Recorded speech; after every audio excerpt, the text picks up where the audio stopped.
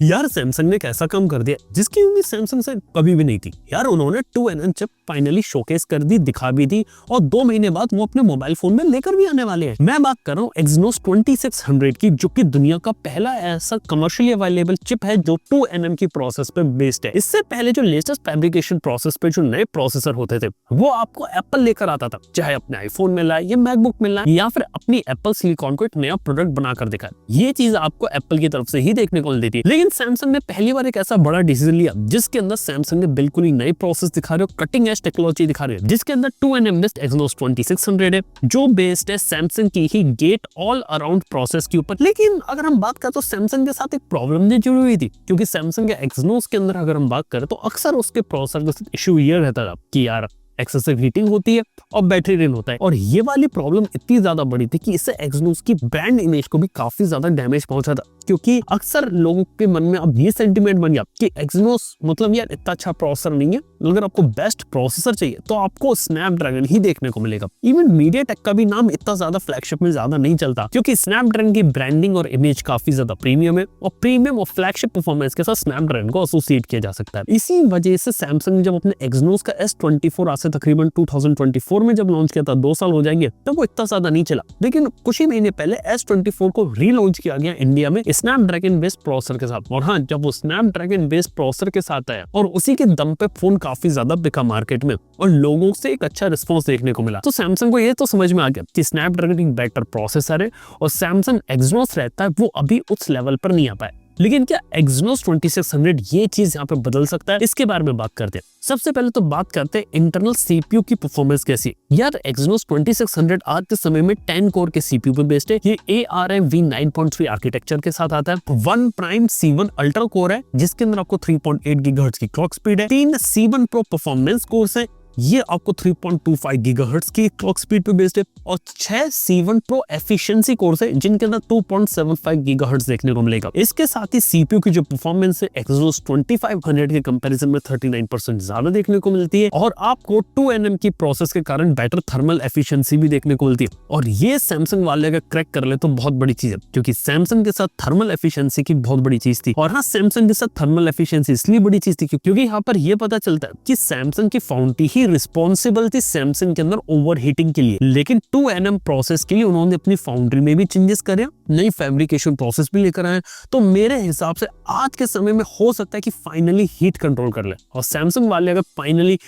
Heat control कर ले और एक 2nm का एक अच्छा चिप निकाल कर दे तो सैमसंग के लिए गेम चेंजर वाली बात साबित हो सकती है। इसके अलावा बात की जाए तो यहाँ पे हीटिंग कम करने के लिए ये लोग हीट पाथ ब्लॉक यानी कि HPV टेक्नोलॉजी का भी यूज कर रहे हैं, जिसके अंदर वो लोग हाई KEMC मटेरियल को यूज करेंगे ताकि जो हीट डिसिपेशन होता है, ताकि हीट ट्रांसफर होता है SOC का, वो काफी अच्छे तरीके से किया जा सके। यानी कि जो परफॉर्मेंस वाले टास्क होंगे, जैसे की बात करें गेमिंग की, AI टास्क की या फिर एक्सटेंडेड कैमरा यूज में, तो वहां पे मोबाइल फोन और चिप इतनी ज्यादा गर्म नहीं हो, अच्छे तरीके से हीट का ट्रांसफर किया जा सके, जो की अच्छी चीज है। हालांकि थ्योरेटिकली तो उन्होंने बता दिया कि सारी चीजें अच्छी है, लेकिन एग्जैक्टली में वर्क करेगा कि नहीं करेगा ये Galaxy S26 आएगा तभी पता चलेगा, क्योंकि ये चिप Galaxy S26 के साथ ही मार्केट में आएगी। लेकिन अभी तक डाउट बना हुआ है Exynos 2600 2nm के साथ इंडिया में देखने को मिलेगा कि नहीं मिलेगा, क्योंकि अभी तक सब इतना ही रिपोर्ट से पता चला है कि सैमसंग वाले Exynos 2600 को यहाँ पे टारगेट कर रहे हैं साउथ कोरिया और यूरोप के लिए। इसके अलावा यहाँ पे AI और सिक्योरिटी के अंदर भी काम किया गया, जिसके अंदर AI साइड में 2600 के अंदर नया NPU है जो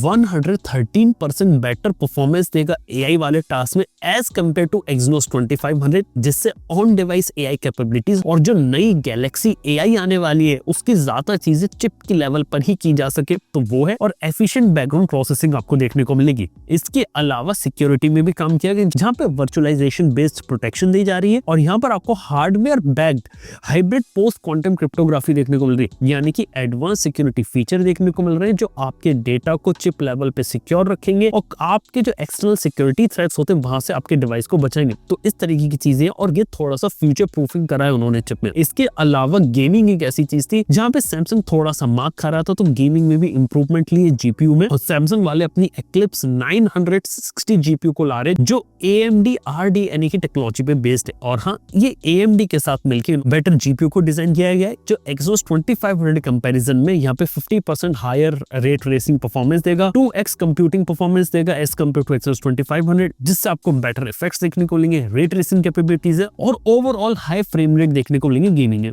लेकिन एक छोटा सा क्वेश्चन मार्क है, वो क्वेश्चन मार्क ये कहता है कि ज्यादातर जो गेम्स होते हैं वो स्नैपड्रैगन प्रोसेसर के हिसाब से ज्यादा बेटर और ऑप्टिमाइज होते हैं, और कोई भी गेम कंपनी अगर यहाँ पे Exynos के अंदर उसे अच्छे तरीके से चलना है तो उसे दोबारा से बेटर ऑप्टिमाइजेशन करना पड़ेगा। तो ये एक चीज यहाँ पर अभी भी बन के बैठी हुई है, और ये चीज तभी डिपेंड करेगी कि Exynos 2600 यहाँ पे बहुत ही जल्दी मेन स्ट्रीम हो और ज्यादा से ज्यादा लोग उसे यहाँ पर यूज करें। इसके अलावा कैमरा के अंदर भी Exynos 2600 के ISP पहले से ज्यादा बेटर है। यहाँ पे कैमरा सेंसर का सपोर्ट मिल रहा है 320 मेगापिक्सल का, यहाँ तक कि real time video noise reduction देखने को मिल रहा है ताकि हम बेटर क्वालिटी की वीडियोस बना सके, HDR के अंदर बेटर फोटोज प्लस HDR में बेटर वीडियोस बना सके, और AI प्रोसेसिंग रियल टाइम में यूज की जाएगी ताकि वीडियो जो आप रिकॉर्ड कर रहे हैं उसके अंदर और आपको बेटर क्लैरिटी देखने को मिलने लगे। इसके अलावा LPDDR5X रैम का सपोर्ट और UFS 4.1 का सपोर्ट है, और ये इसका जो डिस्प्ले आउटपुट होगा वो सपोर्ट करेगा 120 हर्ट्ज के रिफ्रेश रेट को। और इवन 5G के अंदर भी एडवांस फीचर डाले गए हैं जिसके अंदर आपको बेटर एफिशिएंसी भी देखने को मिले। कुल मिला के बात है कि S26 और S26 प्लस में से प्लान किया जा रहा है लॉन्च करने में। अब देखने वाली बात है कि सैमसंग इसको इंडिया में लेकर आती है कि नहीं आती, और हो सकता है सैमसंग वाले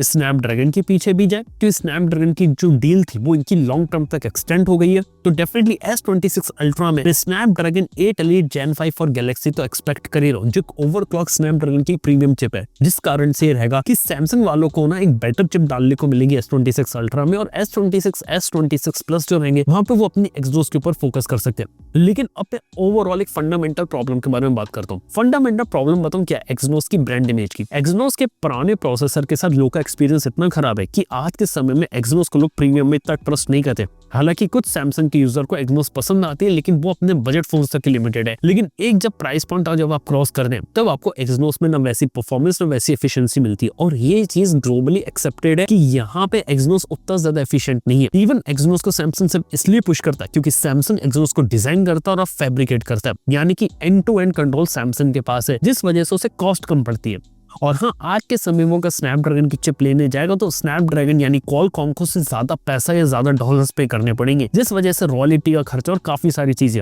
और आज के समय में जब यहाँ पे एक अलग ही लेवल की रैम शॉर्टेज चल रही है इंडस्ट्री के अंदर, तो वहां पे अब सैमसंग के पास ये है कि सैमसंग अपने खुद से महंगे में रैम ले, क्योंकि सैमसंग को जो मेजोरिटी स्टॉक जा रहा है रैम का वो जा रहा है OpenAI के पास और AI कंपनीज के पास, जिस वजह से सैमसंग के पास प्राइसिंग को लेकर एक दिक्कत आ सकती है, क्योंकि अपनी प्राइसिंग को भी अच्छे तरीके से मैनेज करना है, जिस वजह से शायद वो अपनी चिप के ऊपर एक तरह से मूव कर सकते हैं। लेकिन अगर सैमसंग वालों ने वाकई में अगर 2nm चिप यहाँ पे डिजाइन कर ली है, और हाँ जैसा हमने पहले प्रेडिक्ट किया था, ये सैमसंग की ड्रीम टीम ने जो चिप है वो डिजाइन करी जिसके अंदर एक्स एप्पल की इंजीनियर्स को हायर किया था, तो ये चिप कमाल कर सकती है। लेकिन हाँ, Exynos चिप के साथ सबसे बड़ी प्रॉब्लम है उसकी ब्रांडिंग की। अगर वाकई में Exynos 2600 वाकई में कमाल की चिप है तो उसे लोगों तक कन्विंस करवाने में काफी बड़ी दिक्कत आ सकती है, क्योंकि Exynos के साथ यही है कि Exynos का नाम सुनते लोग उसे हीटिंग या बैटरी ड्रेन से एसोसिएट करते हैं। वाकई में अगर ये चिप कमाल की है तो उसे डिजास्टर होने से बचाने का एक तरीका ये हो सकता था कि इसकी ब्रांडिंग यहाँ पे चेंज करते हैं, कुछ नया नाम लेकर आते हैं, जैसा हाल ही में Vivo ने किया था, FunTouch OS से जंप करके Origin OS ले गए।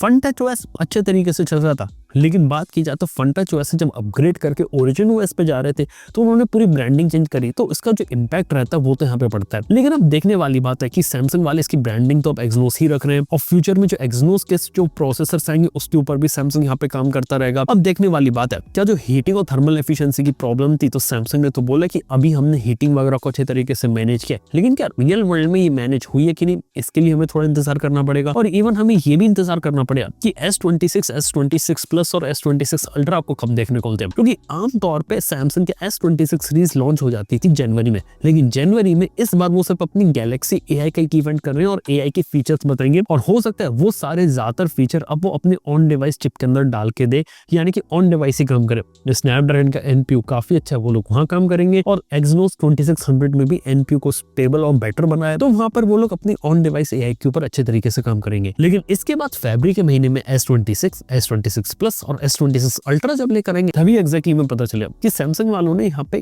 किस तरीके का यहाँ पर काम किया। लेकिन फिलहाल के तौर पे ना Exynos 2600 की कहानी यहाँ पर यही होती है। अब देखते हैं कि सैमसंग के फोन्स के अंदर अब हीटिंग होती है फ्यूचर में कि नहीं होती, या फिर सैमसंग वालों ने कोई ऐसी चीज यहाँ पर बना ली है जो यहाँ पे नेक्स्ट लेवल की चीज प्रोवाइड कर रही है। थोड़ा इंतजार करते देखते हैं 2026 में कई सारी बातों का खुलासा होगा। लेकिन हाँ, अच्छी बात ये भी लगी कि सैमसंग वाले एक्सिनोस को छोड़ नहीं रहे हैं, आज भी 2nm के साथ अपनी पहली चिप को यहाँ पे बना रहे हैं। बाय द वे, आप लोगों का सैमसंग के एक्सिनोस 2600 को लेकर कुछ ओपिनियन है, कुछ बात जानना चाहते हो तो नीचे कमेंट बताओ। और वीडियो में कुछ भी नई बात सीखी या जानी है ना, तो प्लीज चैनल को सब्सक्राइब करो। थैंक यू बने रहने के लिए। मैं आपसे मिलता हूं नेक्स्ट वीडियो के अंदर। Good bye.